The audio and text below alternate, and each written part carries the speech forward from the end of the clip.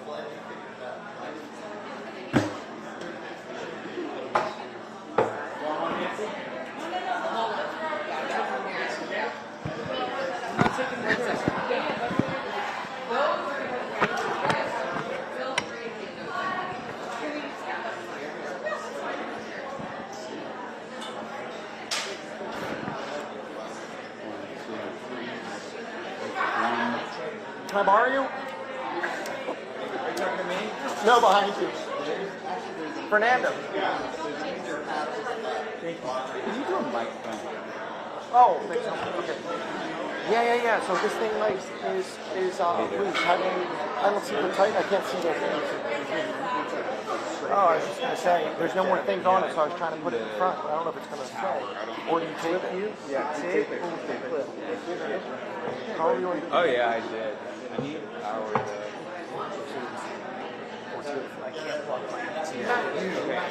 I gotta focus real quick. Holly told us to be here, but how can you run it? This one can go here. Take it to the block in and then we're trying to figure it out. Get your connector.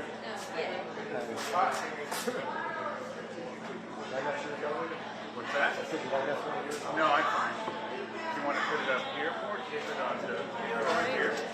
I need an hour as soon as I was 36, which if I turn it on right when the light and this show starts, I should be fine. And I could always theoretically shoot it back, you know what I mean? Afterwards. It's okay. It's not gonna stick. Well, you've got 2 of them. Do you see anyone like siphoning power somewhere? Just let me know. But at the moment, I think it's. I have this, I guess already.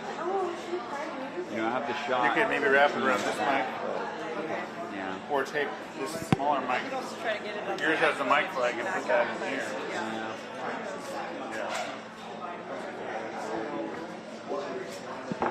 Yeah, this was kind of an. You know what? You might be able to squeeze this mic and send home. This will fall in the hole right here. You pull this mic up. Both here. It's a dummy mic. Oh. It's a dummy mic. Then don't worry. Yeah, exactly. Is that tight? Because we're adding weight.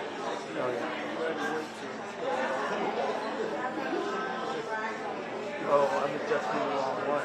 But this is the only one. Once it starts, I'll crouch down. I don't need to be blocking you guys. Pull this mic out and then feed him in this one. Yeah. I won't ask a question. And put his mic. You can have mine. Above it? Yeah, like it's right like that. This is the last straw. This is the last straw. There's nothing to see here. It's dying cherry. It's gonna go. Oh, man. Make it more loud. It's more straight. Yeah, straight. Yeah. Okay.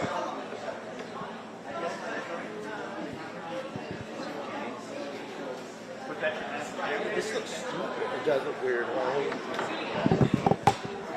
Little weight. Can I take somehow? I only have this. You said you have an global arm? Yeah, I do underneath. But now we got. Oh, this is. I mean, mine is this one, which I don't think. It's gonna fall.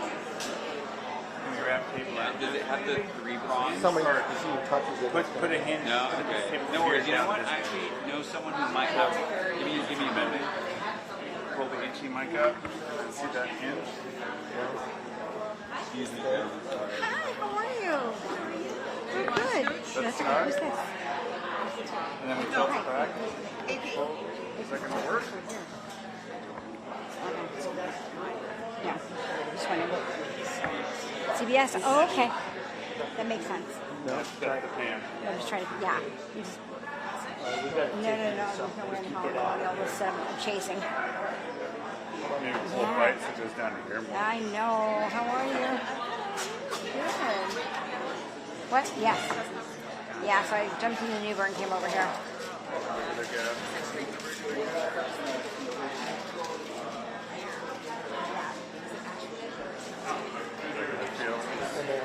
That's better. Ashley is. Ashley. Yeah. Ashley's handling my DA interview for GMA.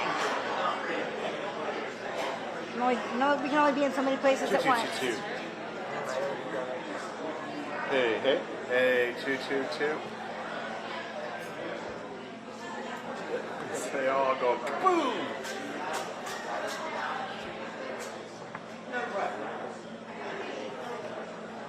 Sorry, I'm trying to move your way. Apologies. You feel okay? That's better. That's better. Thank you.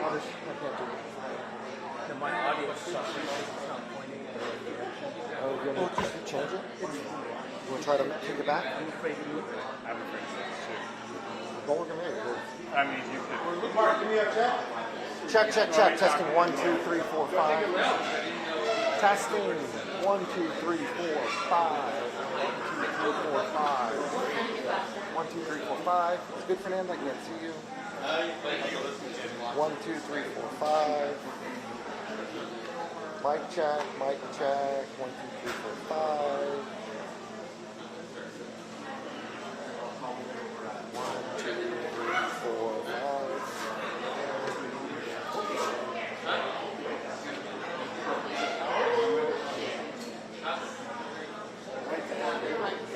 Did you hear me?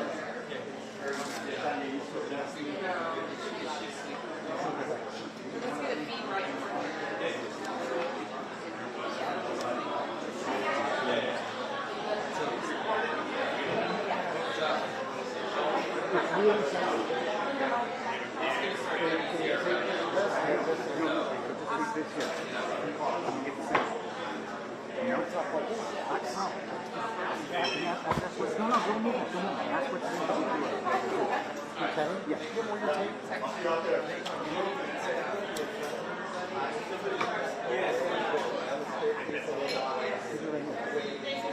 know what I mean? Oh. Okay. Yeah. If you're in here, that wouldn't have my You can go out. I promise we tilt it too much, the whole thing. No, it's fine. I can do it. Well, I mean, these, I want to tilt it more, but the little, it won't take the weight forward. Did you hear that mic check? I could hear it, yeah. Mine wasn't I have to make do. You want some tape? You want to see if we can pop it up some? You guys got anything?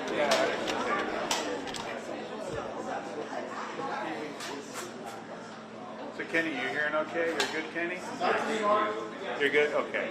So they're going to be back here. So. Oh, boy. Good? That's the straw that's going to break it. No, dude, I just got to figure out how. What if you let it across here? Is anybody going to get all bent? I don't No, want it's to just the hinge is. Oh, what frequency are you on, by the way? I can.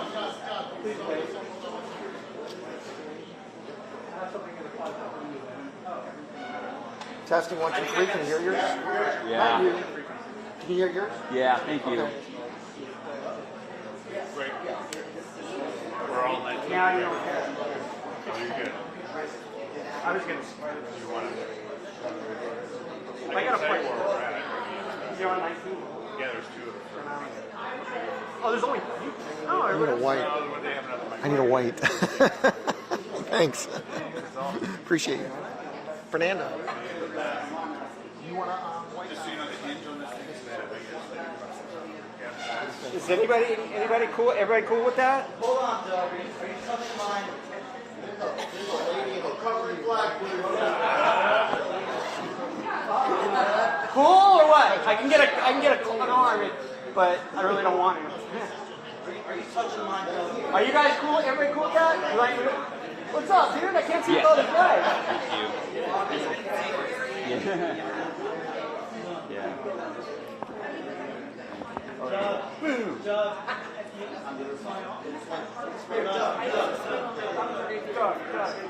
Are you being serious?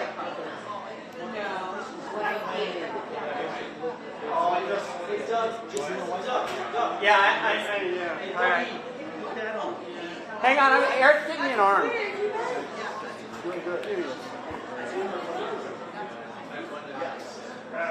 How are you? Nice. Good, buddy. Nice to see you, Kenny. How are you, man? What about? I didn't Eric bring you like an arm. Oh. Mark's about 5 minutes out. They just want the ET in there.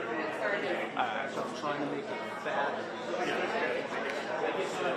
If it doesn't work, I mean I don't want to get anyone shot.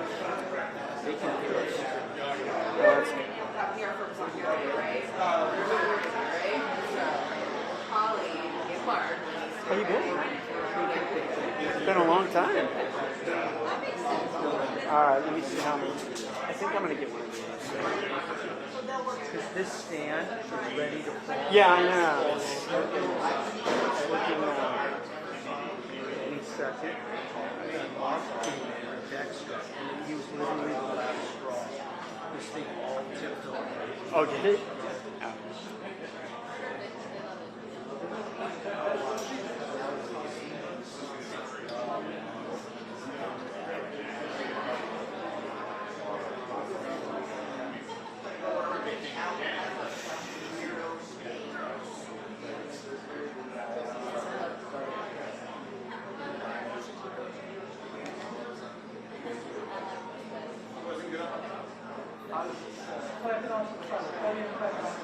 Oh, I see. Uh-huh.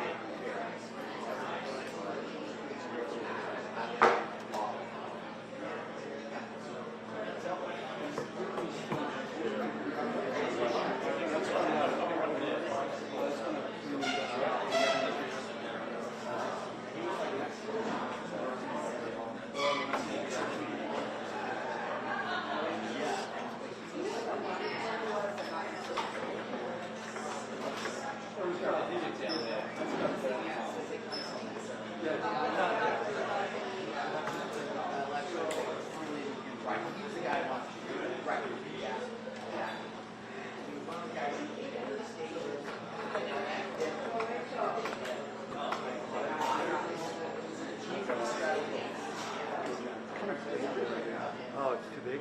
No, it's gonna work. Oh, there you go.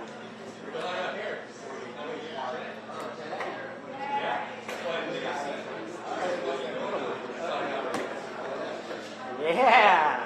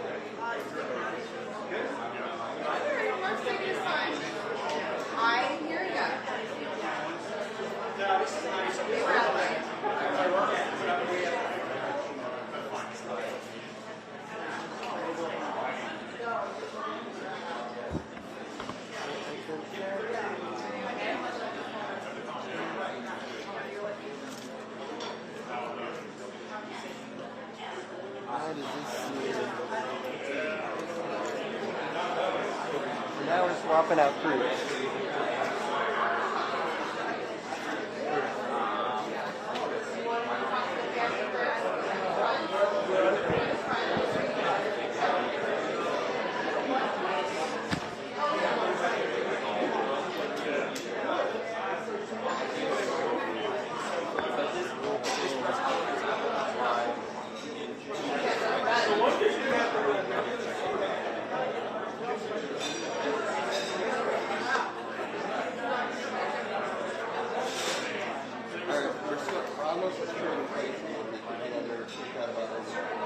Oh, okay. Yeah. Oh, so he's here. Okay. But I'm not. And he knows they're But I'm taking not. it live? But I'm not pulling my camera until he's powered up. Because this thing walking in the middle of us stopping Yeah. we won't get burned.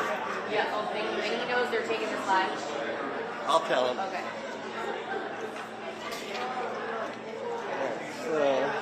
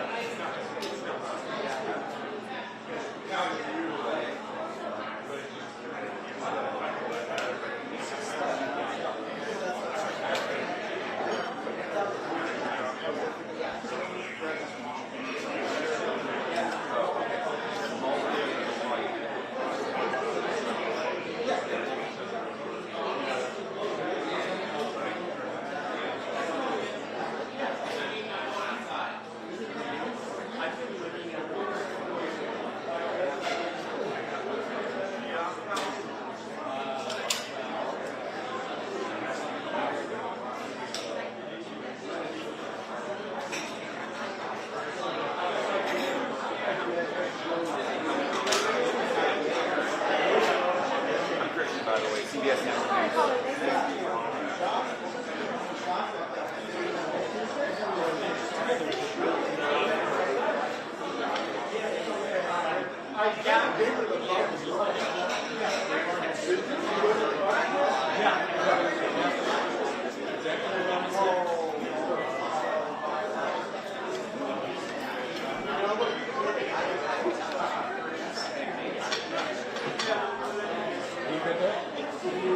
I probably hear from you, Joe.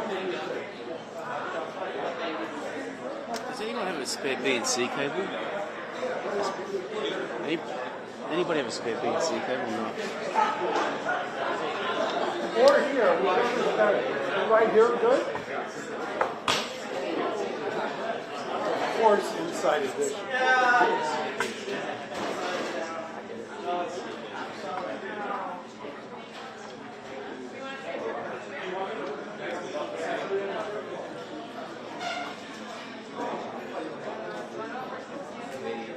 God.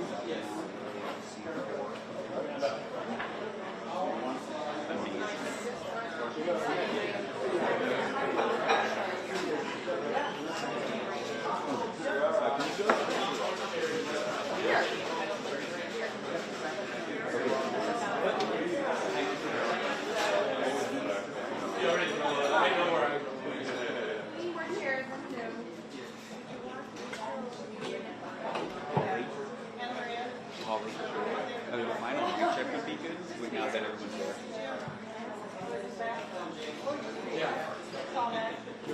Mic check. 1, 2, 3. You are here at Engine Company number 28 in downtown Los Angeles. I am Holly Baird with Geragos and Geragos. How do we sound? Good? Okay, good. All right, we'll start momentarily. Thank you, guys.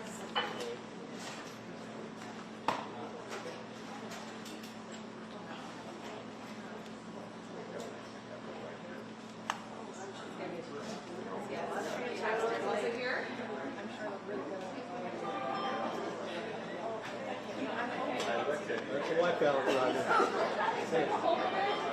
That's it. Sure. You have tungsten light. It's gonna be You want to sit? It's fine. Whatever you want to do. Sure. tungsten light. Oh. Mike, check that again. I don't want you to, okay? You're good. What did he do to it? Yeah, and you put me anywhere you need me to be. I'll be at some out of the way. Yeah, I turned it up to talk to you, Roger. I turned it up to talk to you.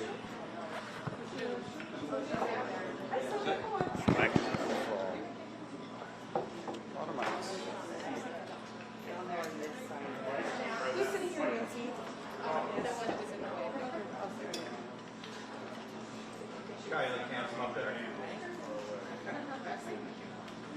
Thank you. I'm Mark Geragos.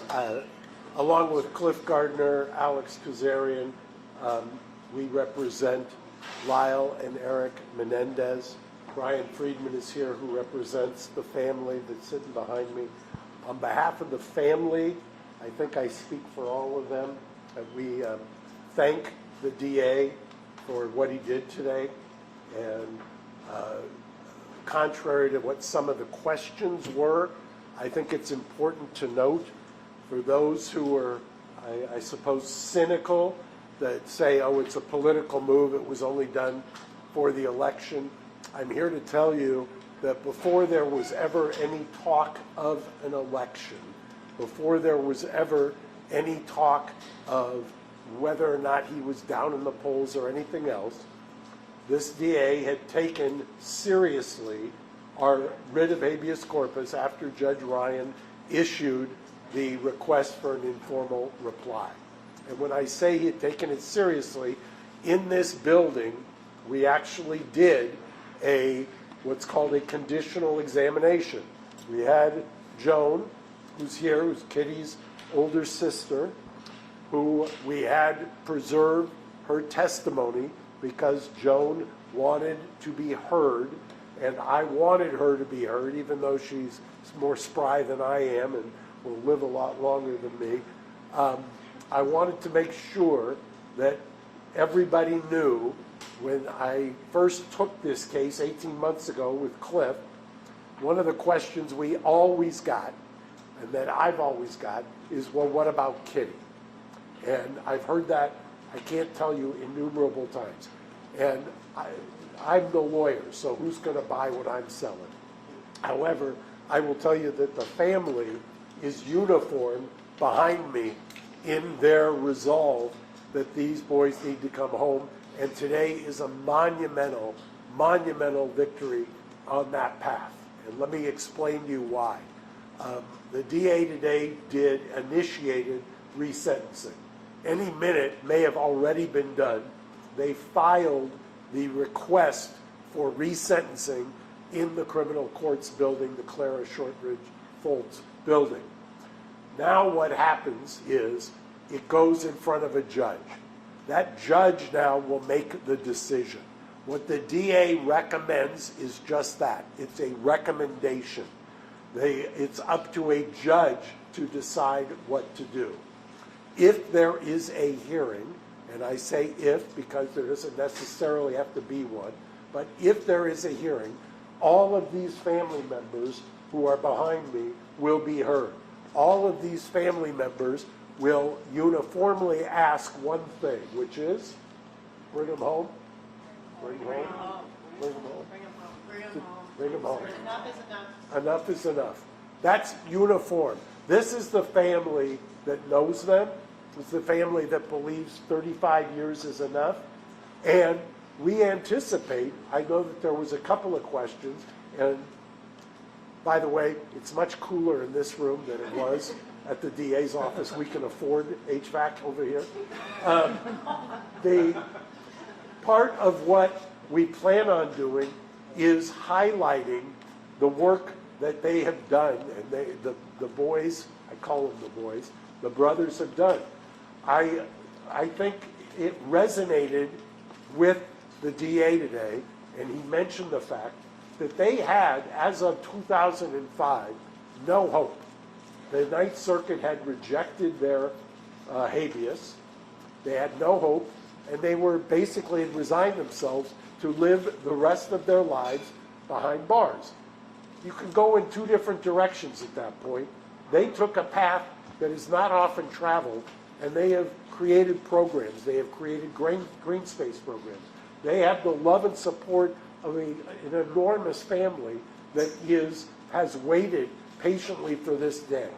I believe before Thanksgiving they will be home. I still believe that. I believe we will have a hearing. I'm hopeful that we will have a fair hearing. And I want to make one comment. The DA referenced today the divisions in his office. And I know that there's been a lot of talk about it being political. But one of the things that they mentioned today was that there have been 300 resentencings in the course of the 3 and some odd years that this DA has been in office. 300 young men and women have been resentenced, including 28 people for murder. Only 4 have reoffended. Those 4 were technical violations. Literally, were not violent acts. That's an amazing statistic and speaks to redemption and speaks to some of the work that this current DA is doing that has been made a caricature in the media. And I would just say that if you're going to warehouse people, one of the things that Erik and Lyle have done, and I've been down there, Brian can speak to this as well, who's been down there with me, they have created this wonderful green space program that's based on a Norwegian model, which assumes that eventually people are going to be released back into the community. It assumes that rather than release them back in the community to reoffend, let's release them back in the community so they can get acclimated in the community. And in their C files, which is what the DA has been waiting for and what they reviewed today and why they recommended resentencing, in their C files were letters by high-ranking correctional officers, something I've never seen in 40 years, who said, I would not only recommend that Lyle or Erik be resentenced, I would also welcome them as a neighbor in my neighborhood. I've never seen that before. And I think that speaks volume to the idea of redemption. It speaks volumes to the idea of what the kind of good work they're doing. And I think also, if you're going to talk about victims' rights, here are all the victims right here, both sides of the family. They've flown in from all over the country on how much notice? What did I give you? 6 hours. 6 hours notice.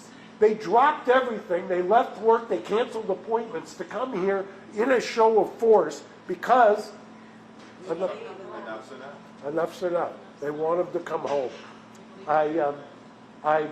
I've become enamored with Joan,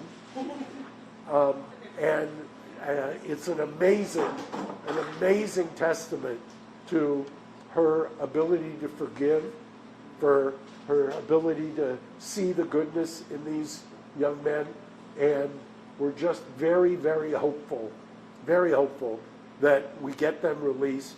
I said it the other day when we were all at the criminal courts building, nothing would make me more happy than to celebrate Thanksgiving with them, with Joan, and have them out.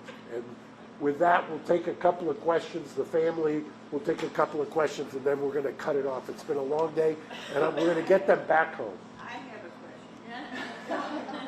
Now, this is not regarding everything. But several months ago, Judge Ryan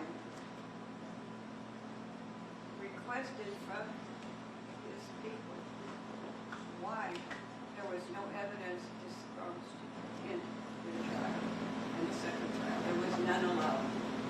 He wants to know why. Is that not even a question anymore? No, that's still a question. It's a great question. Because what Joan is asking is, on the request that he issued in response to the habeas, which is separate from the resentencing, I take one issue with the DA who said it's still a murder. Remember, back in 1994, and I've mentioned this before, and anybody will listen, I actually tried a battered woman's case, a woman named Yoshi Kale, in 1994. I used the battered woman's defense. Ultimately, we got her a manslaughter, and she was sentenced to probation. It was a long slog.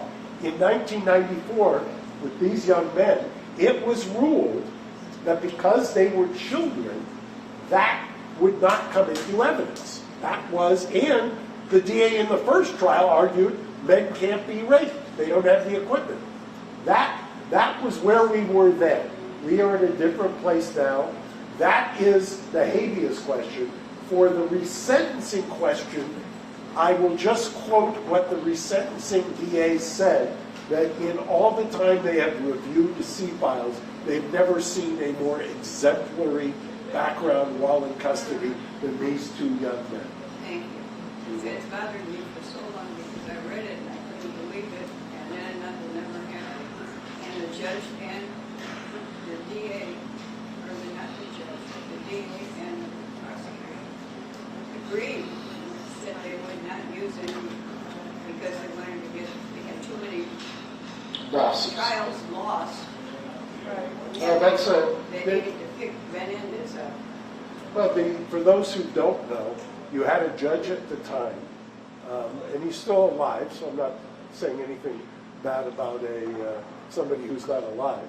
But that judge himself had lost a highly publicized case of a young man when he was a DA. You can look it up. It was called Ricky Kyle.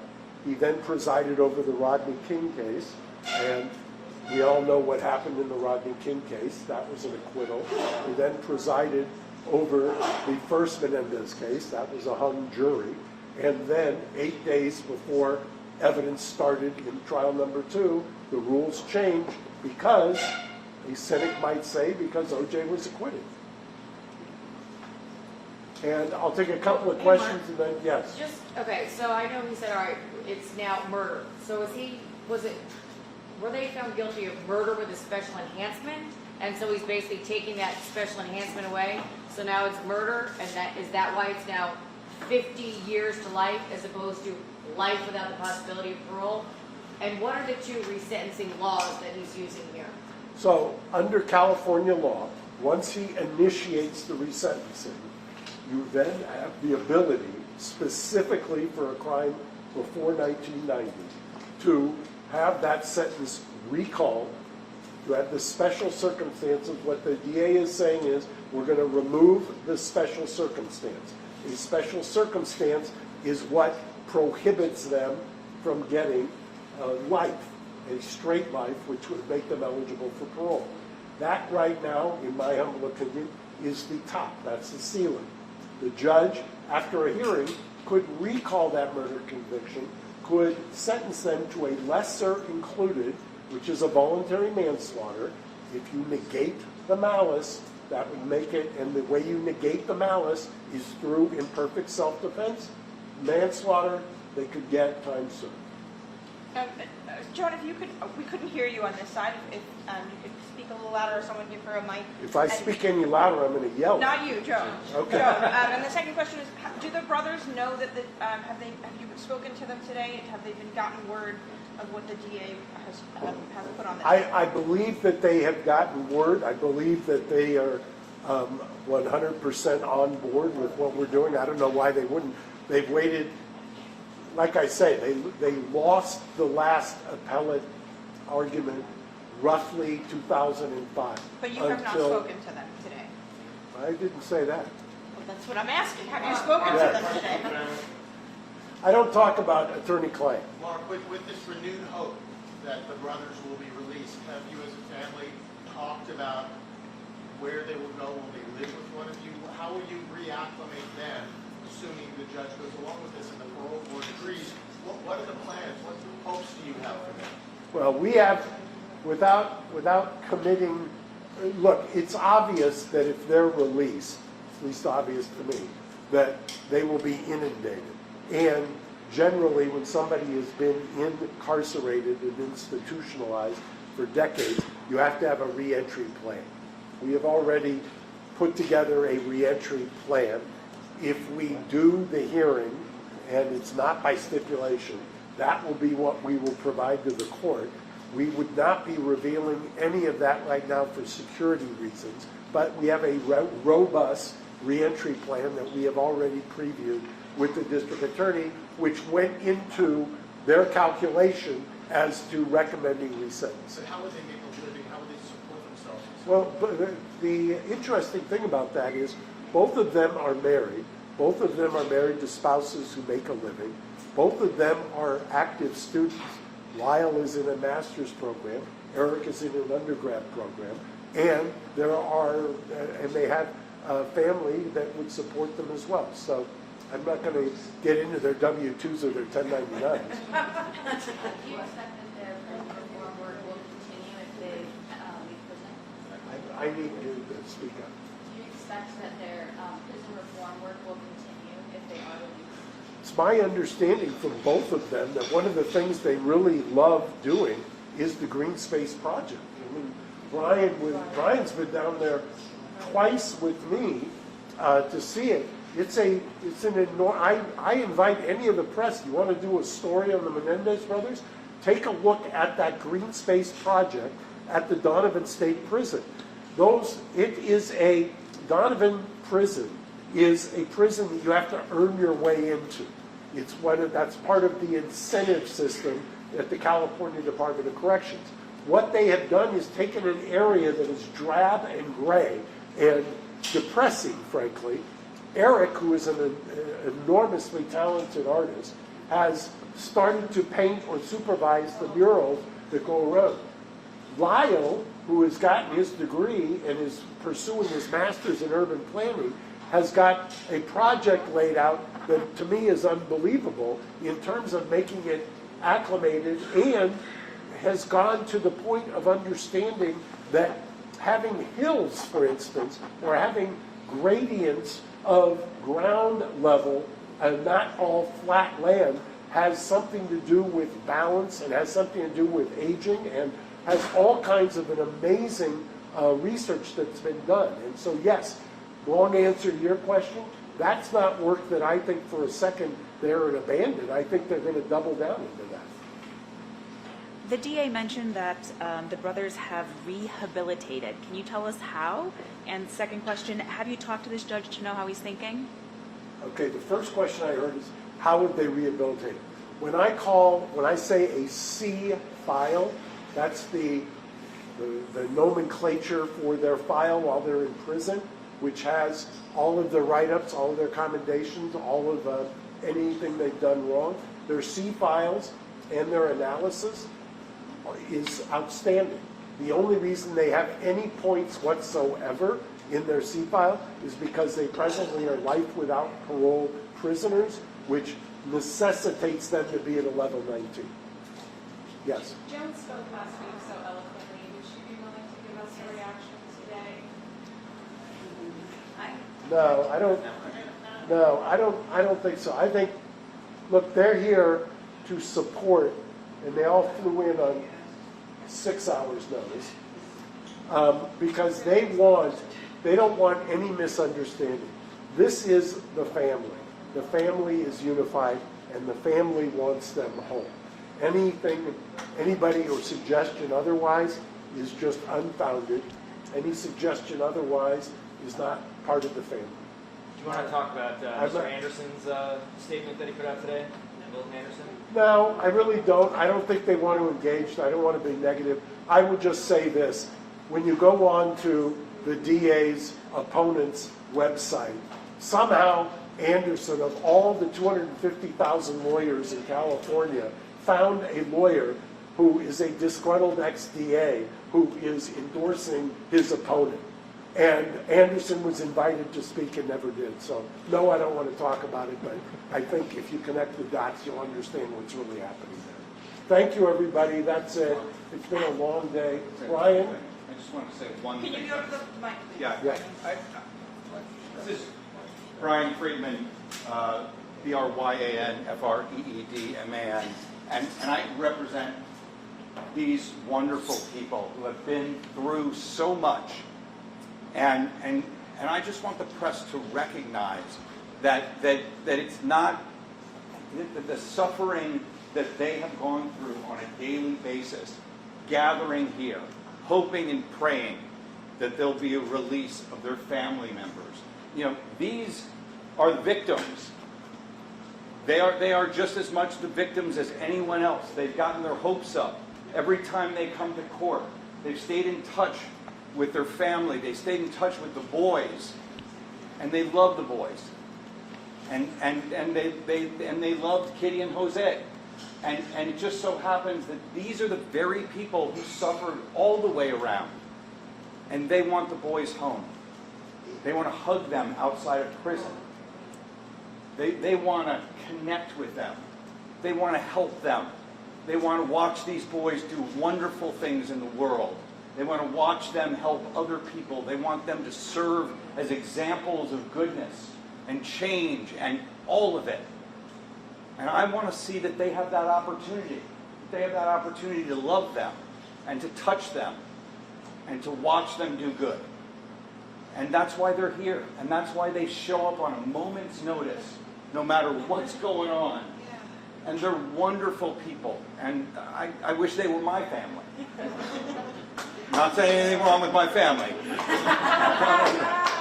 Joan, you're going to meet my mom, so not saying anything wrong. But they're lovely people. They're wonderful people. And they're people that love and know these boys and have been there to love and support them. And let's remember one thing. These are human beings. And human beings who, and all of you, I'm sure, have someone in your family who has struggled with something in some way. Maybe it's not as severe as this. Maybe it's more severe. But you know what? It's family. You love them. You give them chances. You give them second chances. These people aren't just showing up today. They have been there for 35 years. 35 years. Enough is enough is enough. Thank you. Thank you, everyone.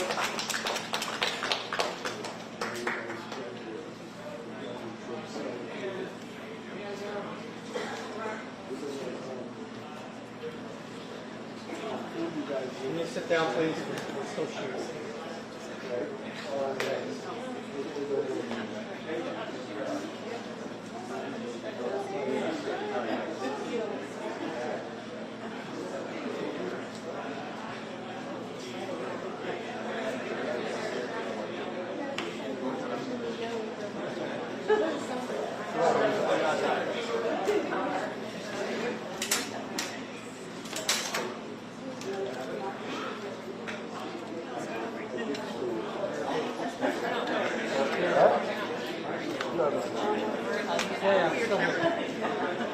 Thank you.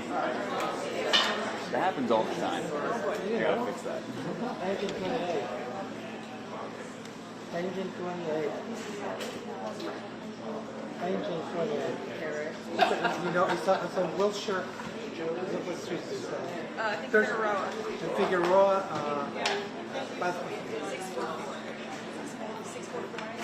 644. South Figueroa. 644 South Figueroa. Yeah, that's right. It's hard to park.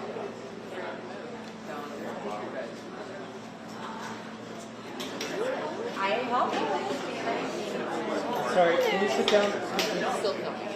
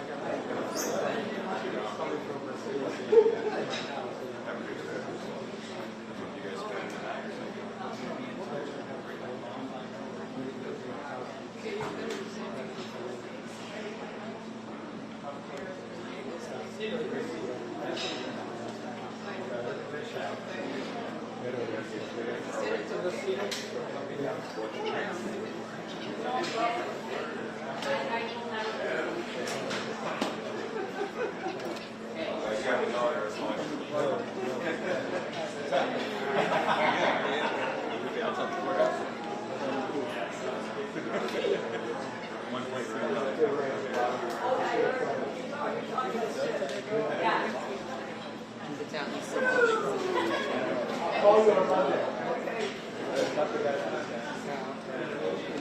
Exit stage one.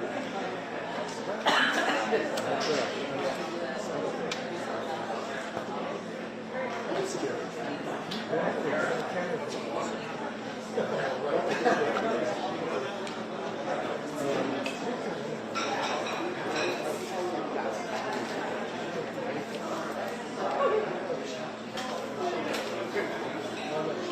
That's Alexander Kazarian with Geragos.